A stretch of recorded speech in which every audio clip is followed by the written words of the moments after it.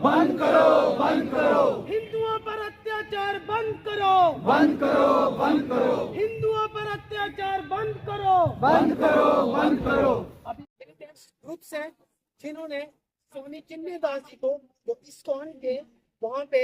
एक फाउंडर है, जो इस्कॉन की संस्था है, उसका संचालन बांग्लादेश में, उनको जेल में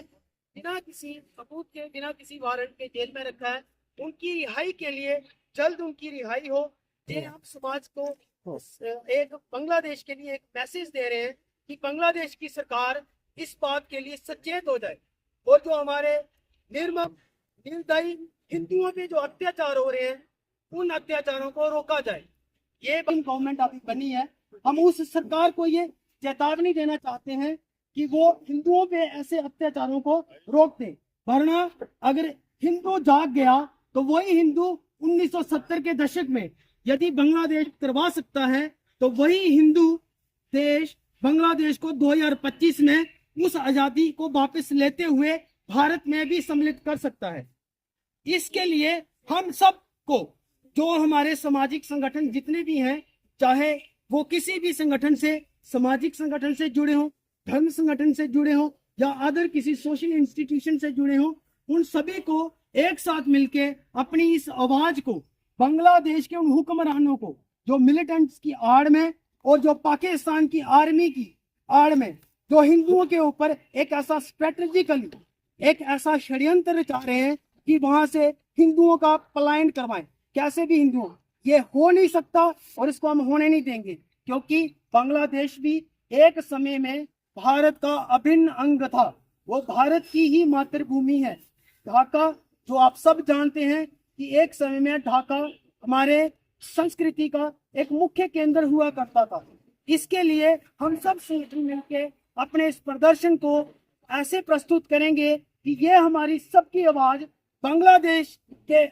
उन जो सरकार को चलाने वाले जो आतताई हैं पास ये आवाज पहुंचे और एक स्वर में हमारी आवाज पहुंचे और चेतावनी के रूप में, एक चेतावनी के रूप में हम उनको ये बताएं कि हिंदुओं के ऊपर निर्मम जो अत्याचार आप लोगों के द्वारा किए जा रहे हैं, उन अत्याचारों को जितनी जल्दी हो सके उतनी जल्दी रोका जाए, नहीं तो इसका भयंकर परिणाम जो शायद ये बांग्लादेश की सरकार और ये यहाँ के जो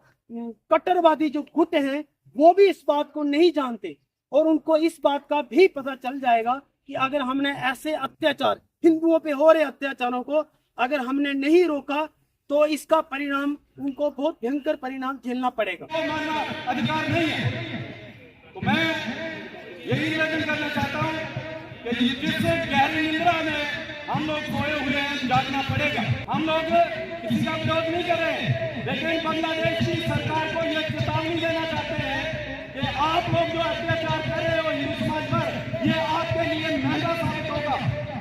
हमारा भारत देश ऐसा देश है, बांग्लादेश के प्रधानमंत्री को उन्होंने भगाया,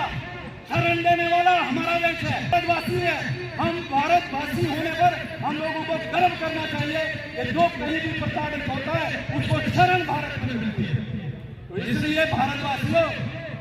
जागने का समय आ गया है। किसी तरह से सोए रहे तो आप अनुमान लगा सकते हैं ये सारा क्षेत्र जो है